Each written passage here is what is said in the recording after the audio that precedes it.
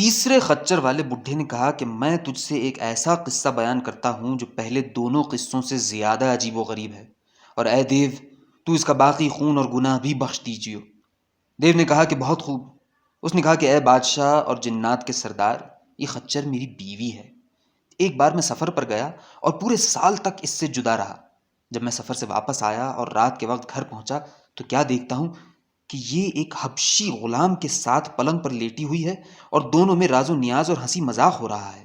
جو ہی اس نے مجھے دیکھا یہ فوراً اٹھ کھڑی ہوئی اور ایک پانی بھرا لوٹا لائی اور اس پر کچھ پڑھ کر میرے اوپر چھڑک دیا اور کہنے لگی کہ اپنی صورت بدل کر کتے کی صورت بن جا۔ میں فوراً کتا بن گیا اور اس نے مجھے دھتکار کر گھر سے نکال دیا۔ میں دروازے سے باہر آیا اور چلتے چلتے ایک قصاب کی دکان پر پہنچا اور ہڈیاں کھانے لگا۔ جب قصاب نے یہ دیکھا تو وہ مجھے اپنے ساتھ اپنے گھر لے گیا۔ جب قصاب کی بیٹی نے مجھے دیکھا تو اس نے میرے سامنے اپنا منہ چھپا لیا اور کہنے لگی کہ تو ایک مردوے کو لے کر ہمارے پاس آیا ہے۔ باپ نے کہا کہ مردوا کہاں ہے؟ اس نے کہا کہ یہی کتا جس پر اس کی بیوی نے جادو کیا ہے، میں اسے اچھا کر سکتی ہوں۔ جب باپ نے اس کی باتیں سنی تو کہنے لگا کہ بیٹی تجھے خدا کی قسم اسے اچھا کر دے۔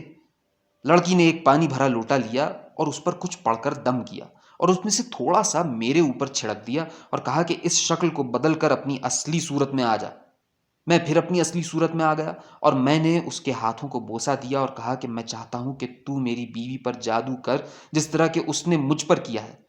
اس نے مجھے تھوڑا سا پانی دیا اور کہا کہ جب وہ سو رہی ہو اس وقت یہ پانی اس پر چھڑک دیجیے اور جو چاہیو کہیو وہ وہی ہو جائے گی جو تو چاہے گا۔ میں وہ پانی لے کر اپنی بیوی کے پاس گیا اور اس کو سوتا پایا اور اس پر وہ پانی چھڑک دیا اور کہا کہ اپنی صورت بدل کر خچر کی صورت بن جا، اور وہ فوراً خچر بن گئی۔ اور وہ یہی ہے جیسے تو اپنی آنکھوں سے دیکھ رہا ہے بادشاہ اور جنوں کی سرتاج۔ اس نے خچر سے کہا کیا یہ سچ ہے؟ اس نے اپنا سر ہلایا اور اشارہ کیا یعنی جی ہاں، یہ ہے میرا قصہ۔ جب وہ بیان کر چکا تو دیو خوشی کے مارے ناچنے لگا اور جو تہائی خون رہ گیا تھا وہ بھی بخش دیا۔ اب شہرزاد کو صبح ہوتی دکھائی دی اور اس نے وہ کہانی بند کر دی جس کی اسے اجازت ملی تھی۔ اس کی بہن نے کہا کہ اے بہن تیری کہانی کیسی اچھی اور عمدہ اور مزیدار اور میٹھی ہے۔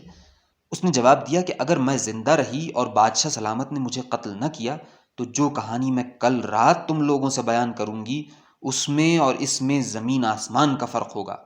بادشاہ نے کہا کہ خدا کی قسم جب تک میں اس سے باقی کہانی نہ سن لوں گا اس وقت تک اسے قتل نہ کروں گا، کیونکہ یہ کہانی بڑی نرالی ہے۔ پھر وہ دونوں صبح تک ایک دوسرے کے گلے لگے رہے۔ اس کے بعد بادشاہ دربار میں داخل ہوا اور لشکر اور وزیر حاضر ہوئے۔ بادشاہ نے دربار کیا اور شام تک احکام صادر کرتا رہا۔ کسی کو عہدہ دیا اور کسی کو برخاست کیا اور کسی بات کی ممانعت کی اور کسی کا حکم دیا۔ پھر دربار برخاست ہوا اور شہریار بادشاہ اپنے محل میں گیا۔ جب رات ہوئی تو اس نے وزیر زادی سے اپنی ضرورت پوری کی۔